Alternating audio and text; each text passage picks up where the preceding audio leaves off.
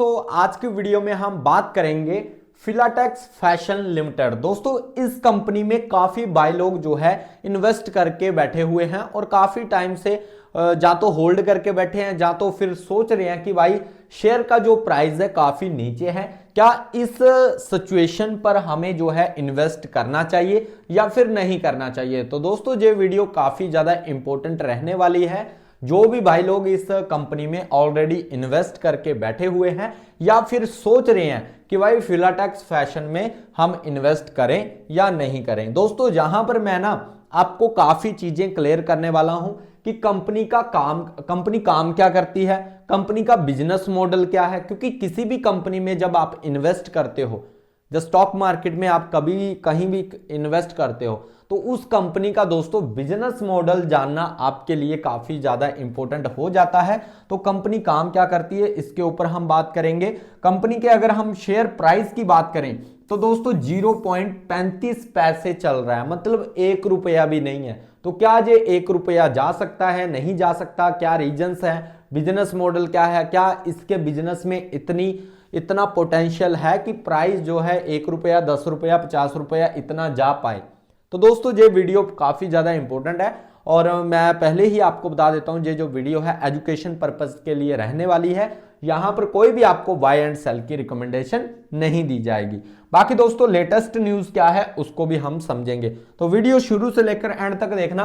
पूरे YouTube में दोस्तों इस तरह की वीडियो आपको देखने को नहीं मिलने वाली कि कंपनी का हम A to Z जानकारी इस वीडियो में लेने वाले हैं। देखो दोस्तों जब से ये कंपनी स्टार्ट हुई है ना तब से इसमें गिरावट देखने को मिल रही है। आप यहां पर देखो 0.35 पैसे अभी इसका शेयर प्राइस आ चुका है, ठीक है।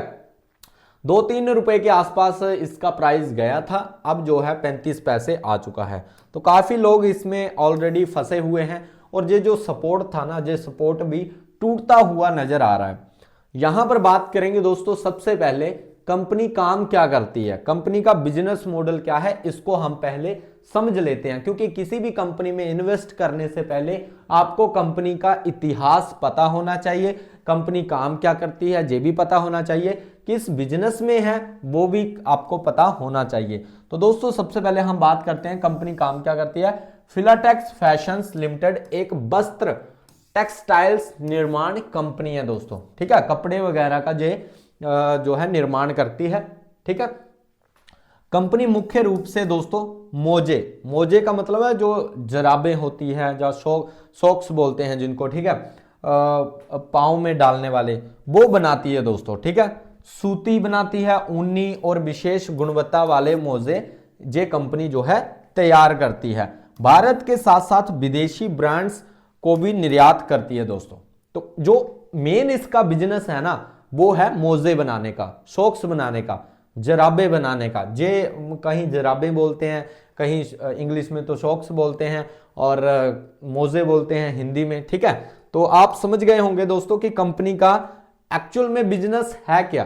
तो ये इस तरह के वस्त्र बनाती है और टेक्सटाइल निर्माण में लगी हुई है दोस्तों, ठीक है। तो ध्यान रखना इसका। नेक्स्ट अगर हम बात करें उत्पाद और बाजार, पुरुष, महिला और बच्चों के मोजे बनाती है ये कंपनी। मतलब जो जराबे होती हैं पुरुषों के लिए भी है, औरतों के लिए भी है और बच्चों के लिए भी सॉक्स जो है ये कंपनी बनाती है। निजी ब्रांड के साथ साथ अंतरराष्ट्रीय ब्रांड्स के साथ भी उत्पादन करती है। यूरोप, अमेरिका और अन्य देशों में निर्यात इसका होता है, ठीक है। तो ये चीजें आप ध्यान में रखना।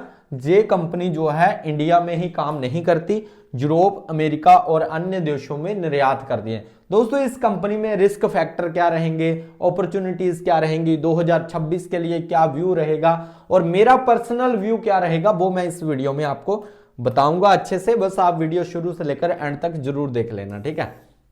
अगर आप भी इस कंपनी में ऑलरेडी इन्वेस्टेड हो या फिर इन्वेस्ट करने का सोच रहे हो। निजी ब्रांड बिक्री, अपने नाम से उत्पाद बेचना, ठीक है।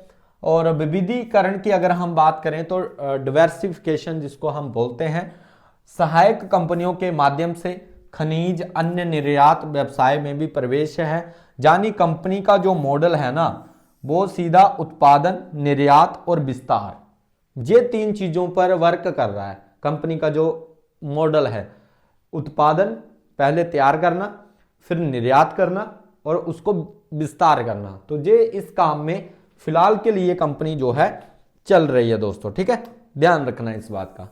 नेक्स्ट अगर हम बात करें व्यवसाय मॉडल, मतलब बिजनेस मॉडल क्या है, अब इसको समझ लेते हैं दोस्तों। कंपनी मतलब पैसे कहां से कमाती है, कैसे पैसे कमाती है कंपनी। अगर कंपनी पैसा कमाएगी तभी तो आपका जो शेयर प्राइस है तभी तो बढ़ेगा, कंपनी ग्रोथ करेगी तभी तो आपका जो कंपनी का शेयर है तभी बढ़ेगा ना वो भी। तो कंपनी पैसे कहां से कमाती है वो भी आप जहां पर देख सकते हो, निर्माण, मैन्युफैक्चरिंग, मैन्युफैक्चरिंग अपने कारखानों में मोजे बनाना, ठीक है। तो जो मोजे ये कंपनी बनाती है वो अपने ही कारखानों में बनाती है दोस्तों, ठीक है। निर्यात की अगर हम बात करें, एक्सपोर्ट्स की अगर हम बात करें, तो यहां पर विदेशी कंपनी और ब्रांड्स को सप्लाई देती है और ये जहां से भी पैसा कमाती है और अपने कारखानों में ये मोजे बनाने का काम करती है दोस्तों, ठीक है। तो इसका आप थोड़ा ध्यान जरूर रख लेना। कंपनी की मजबूती क्या है दोस्तों, स्ट्रेंथ क्या है कंपनी की, इसको हम थोड़ा सा जहां पर एक्सप्लेन कर लेते हैं और अच्छे से समझ लेते हैं कि कंपनी के पास क्या क्या मजबूत फैक्टर हैं, क्या क्या स्ट्रेंथ है। तो आधुनिक मशीनें और तकनीक है दोस्तों, निर्यात आधारित व्यवसाय है, अंतरराष्ट्रीय ग्राहक भी है और बड़े स्तर पर दोस्तों उत्पादन करने की क्षमता भी है। तो ये जो 4 पॉइंट्स है ना, ये कंपनी की मजबूती है, कंपनी की स्ट्रेंथ है। आधुनिक मशीनें हैं कंपनी के पास, तकनीक भी है कंपनी के पास, निर्यात आधारित व्यवसाय भी है, अंतरराष्ट्रीय ग्राहक भी है, मतलब विदेशों में भी जहां से जो है सप्लाई जाती है, बड़े स्तर पर उत्पादन की क्षमता भी है दोस्तों। तो ये कोई उतनी दिक्कत वाली बात नहीं है, ये कंपनी के मजबूत पॉइंट हैं। अगर हम कंपनी के रिस्क की बात करें कि भाई रिस्क कितना है, जोखिम कितना है, रिस्क फैक्टर क्या है, तो ये आपको ध्यान में रखने चाहिए। सबसे ज्यादा तो आपको जोखिम का पता होना चाहिए, रिस्क का पता होना चाहिए। स्ट्रेंथ का तो आपको पता लग ही चुका है।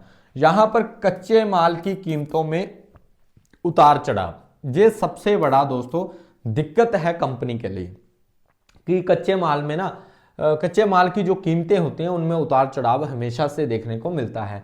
निर्यात पर निर्भरता, हमेशा कंपनी को निर्यात पर ही निर्भर रहना पड़ता है। फैशन उद्योग में प्रतिस्पर्धा, कंपटीशन काफी तगड़ा है दोस्तों इस व्यवसाय में। शेयर में तेज उतार चढ़ाव भी देखने को मिलते हैं दोस्तों। तो ये कहीं ना कहीं रिस्क फैक्टर हैं इस कंपनी के अकॉर्डिंग, ठीक है, ध्यान से समझ लेना दोस्तों इनको। अगर स्क्रीनशॉट लेना चाहते हो तो ले सकते हो। यहां पर अगर हम निष्कर्ष की बात करें, कंक्लूजन की बात करें कि क्या निकल कर आता है, तो फिलाटेक्स फैशन एक निर्यात केंद्रित वस्त्र कंपनी है दोस्तों। मोजे निर्माण का विशेषज्ञता है, मतलब एक्सपर्ट है और भविष्य में विस्तार की स्पष्ट योजना है। और शेयर उच्च जोखिम वाला है, मध्य उच्च लाभ श्रेणी में आता है। यह निवेश की सलाह नहीं है, केवल आपको एजुकेशन पर्पस के हिसाब से ही आपको बताया जा रहा है दोस्तों, ठीक है। तो ये चीजें हमेशा ध्यान में रखो दोस्तों।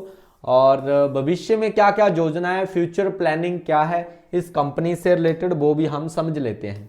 तो फ्यूचर प्लानिंग क्या है, उत्पादन क्षमता को बढ़ाना, मतलब अभी जितना उत्पादन हो रहा है ना इससे ज्यादा करना है।